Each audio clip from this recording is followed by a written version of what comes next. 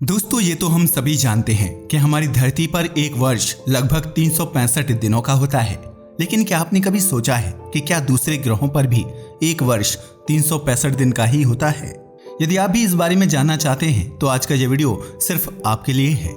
आज हम आपको बताने वाले हैं कि धरती की तुलना में अन्य ग्रहों पर एक वर्ष कितना लंबा होता है और यह कितने दिनों का होता है। इसलिए आज के हमारे इस वीडियो को एंड तक जरूर देखें। और यदि आपने अभी तक चैनल को सब्सक्राइब नहीं किया है तो हमारे चैनल को सब्सक्राइब करना ना भूलें। पृथ्वी के अलावा दूसरे ग्रहों पर एक वर्ष कितना लंबा होता है, इसके बारे में जानने से पहले आपको कुछ बातों को जानना बहुत जरूरी है ताकि आप इसके बारे में और भी अच्छे तरीके से समझ सकें। आपको बता दें कि वैज्ञानिक अन्य ग्रहों पर होने वाले एक दिन को मेजर करने के लिए पृथ्वी के एक दिन की अवधि को बेस बनाते हैं। इसके साथ ही किसी दूसरे ग्रहों के अपने एक्सिस पर एक चक्कर पूरा करने में लगने वाले समय को उस ग्रह के लिए एक दिन कहा जाता है। पृथ्वी अपने एक्सिस पर एक चक्कर पूरा करने में करीब 24 घंटे का वक्त लेती है। ठीक उसी तरह से दूसरे ग्रहों के अपने एक्सिस पर अपना एक चक्कर पूरा करने में लगने वाला समय उस ग्रह के लिए एक दिन की अवधि होती है, जिसका मान हर ग्रह के लिए पूरी तरह से अलग होता है, क्योंकि हर ग्रह के अपने एक्सिस पर घूमने की स्पीड अलग होती है, जिसके कारण हर ग्रह पर एक दिन की अवधि अलग होती है। लेकिन हर ग्रह के दिन की अवधि को पृथ्वी के एक दिन को बेस मानकर कैलकुलेट किया जाता है। ऐसे ही जब बात किसी ग्रह के एक साल की अवधि की आती है तो इसका आधार उस ग्रह के द्वारा सूर्य का एक चक्कर पूरा करने से लगाया जाता है। किसी ग्रह के लिए यह मान उसके सूर्य से दूरी और उसके ऑर्बिट पर डिपेंड करता है। तो शुरुआत करते हैं आज के समझदार वीडियो की हमारे सौरमंडल के दूसरे सबसे बड़े और सबसे सुंदर ग्रह सैटर्न से। ये तो हम सभी जानते हैं कि सौरमंडल में प्रत्येक ग्रह सूर्य के चारों ओर एक परिक्रमा पूरी करने में एक निश्चित समय लगाता है। जिस तरह से पृथ्वी को सूर्य का एक चक्कर लगाने में 365 दिन लगते हैं, ठीक उसी तरह से दूसरे ग्रहों को भी सूर्य का एक चक्कर लगाने में अलग अलग वक्त लगता है। बात करें शनि की सूर्य से दूरी की तो यह सूर्य से करीब 1.429 अरब किलोमीटर की औसत दूरी पर मौजूद है। यानी शनि सूर्य से 1.429 अरब किलोमीटर की दूरी से परिक्रमा करता है, जिसका मतलब है कि इसे सूर्य का एक चक्कर लगाने में पृथ्वी से ज्यादा वक्त लगता है। इसके अलावा बात करें इसके ऑर्बिटर की तो ये अंडाकार है, जिसके कारण जब शनि की सूर्य से करीबी दूरी 1.35 अरब किलोमीटर होती है तो वहीं अधिकतम दूरी 1.509 अरब किलोमीटर होती है। शनि इन्हीं दूरियों के बीच सूर्य की परिक्रमा करता है। अब बात करते हैं शनि के सूर्य के चक्कर लगाने की स्पीड की। तो शनि 9.69 किलोमीटर पर सेकंड की एवरेज स्पीड से चक्कर लगाता है। इस तरह से शनि को सूर्य की एक परिक्रमा करने में पृथ्वी के करीब 29.457 वर्ष का लंबा वक्त लगता है।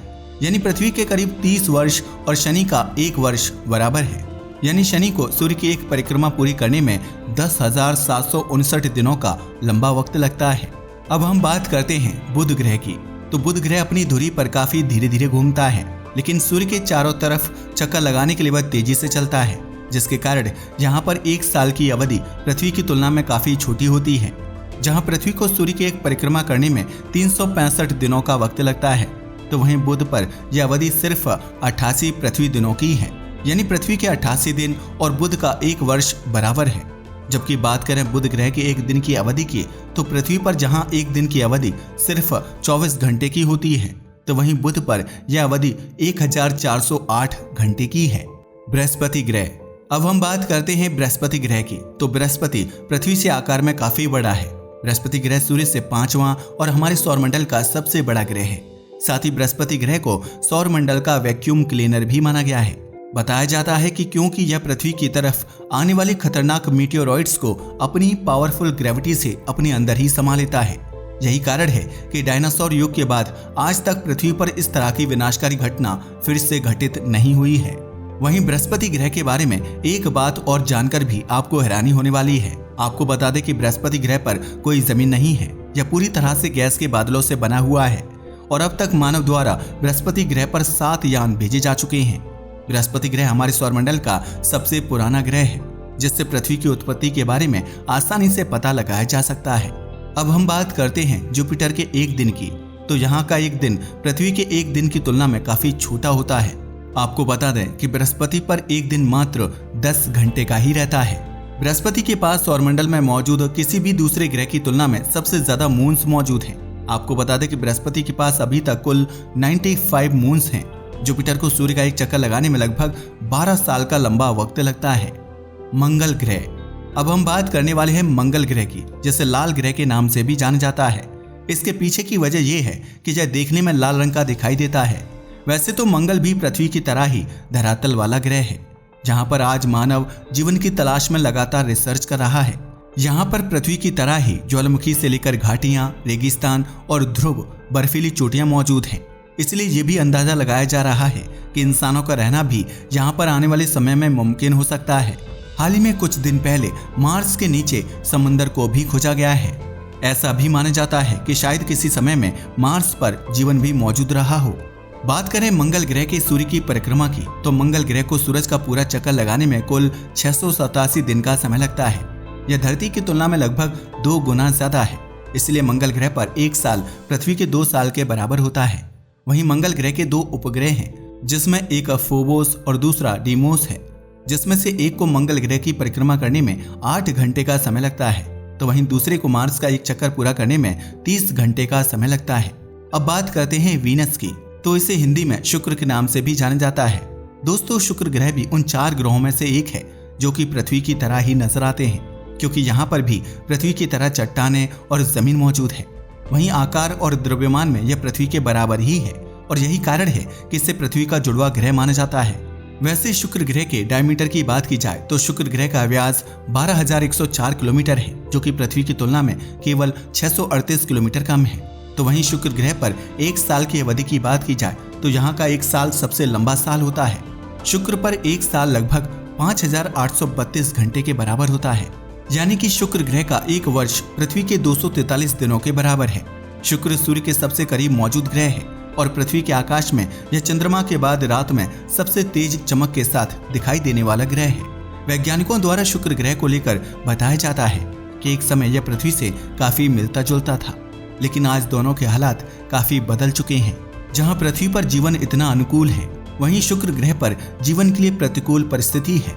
लेकिन शुक्र ग्रह की कई ऐसी विशेषताएं भी हैं जो कि इसे पृथ्वी से मिलता जुलता ग्रह बनाती हैं। यूरेनस। दोस्तों, सूर्य के चक्कर लगाने वाले सभी 8 ग्रह किसी न किसी तरह से काफी खास हैं, और उसमें से अरुण ग्रह, जिसे हम यूरेनस कहते हैं, वो भी काफी खास है। यह आकार की दृष्टि में सौरमंडल का तीसरा सबसे बड़ा ग्रह है और यह सूर्य से दूरी के क्रम में 7वां ग्रह है।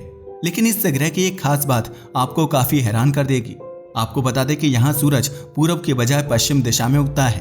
वहीं इसका कारण ये है कि यूरेनस अन्य ग्रहों की तुलना में विपरीत दिशा में सूर्य के चक्कर लगाता है, यानी कि यह ग्रह पूर्व से पश्चिम दिशा में सूर्य का चक्कर लगाता है, जबकि पृथ्वी सहित अन्य ग्रह पश्चिम से पूर्व की दिशा में चक्कर लगाते हुए नजर आते हैं। वहीं सूर्य की परिक्रमा करने में यूरेनस को 84.7 साल का समय लगता है।